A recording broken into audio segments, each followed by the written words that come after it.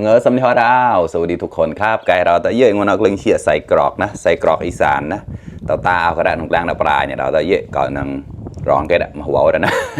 วันนี้มากินไส้กรอกอีสานครับร้อนๆครับใส่หม้อทอดไร้น้ำมันนะครับก็จะประมาณนี้นะครับร้อนๆเลยครับเนี่ยลูกใหญ่มากนะโอเคมากินด้วยกันนะครับมีผักมาหลากหลายเลยครับมีผักชีมีกวางตุ้งมีอะไรนะผักกาดหอมนะแล้วก็กระลำปีกระพุ้ยแต่เราก็นาเกาใหญ่ๆนะมีคิงดองครับนิดนึงไม่มีละหมดละคิงดองดองไว้เองมาครับกระทะตะกร้อนแรกวิเชียตีพันเดอร์ไลท์ได้แชร์ออกมาต่อนะข้อมากระตาเขาก็ได้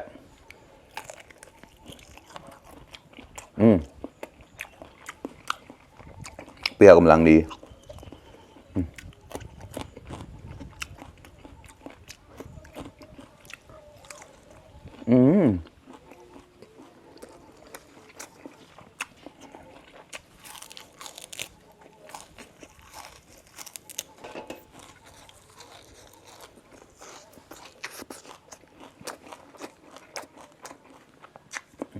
อร่อยมาก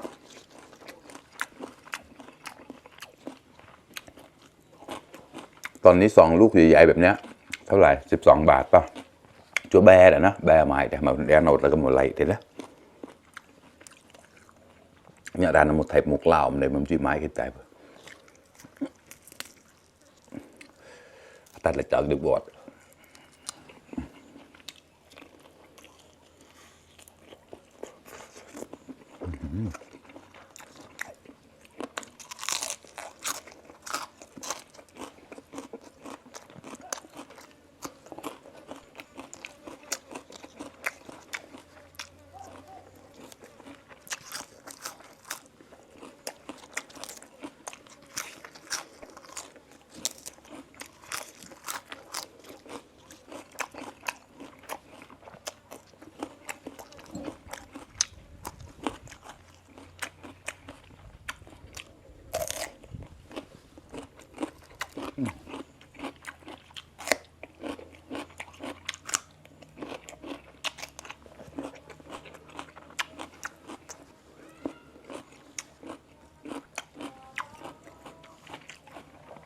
ก็แล้วก็มาครับ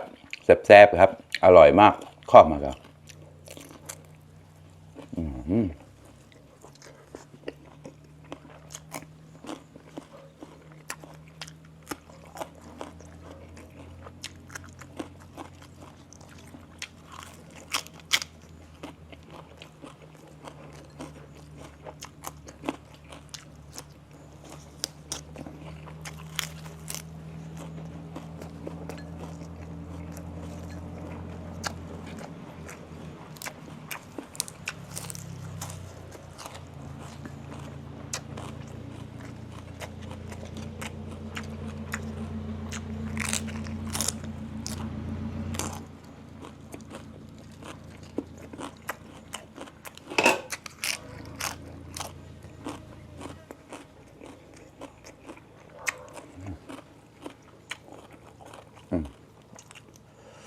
โอ้ยร้อนตา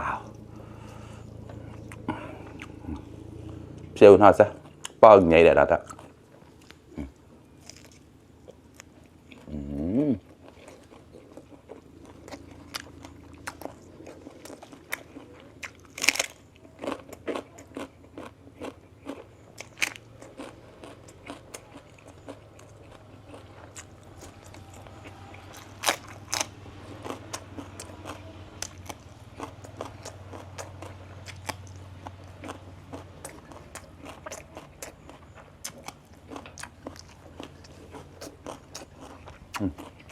เก่าคิงดองครับ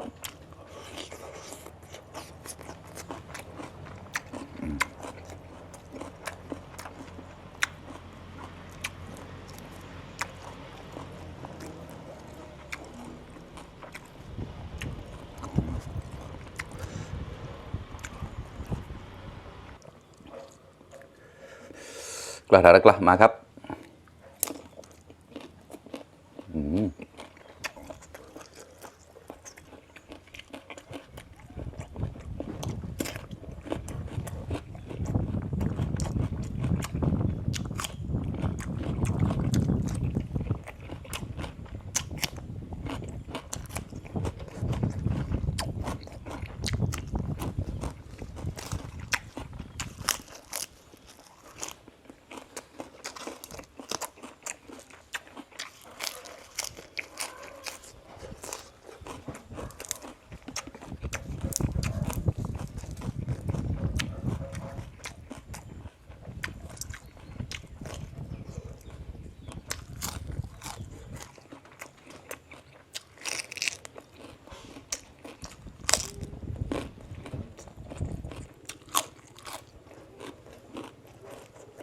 จอด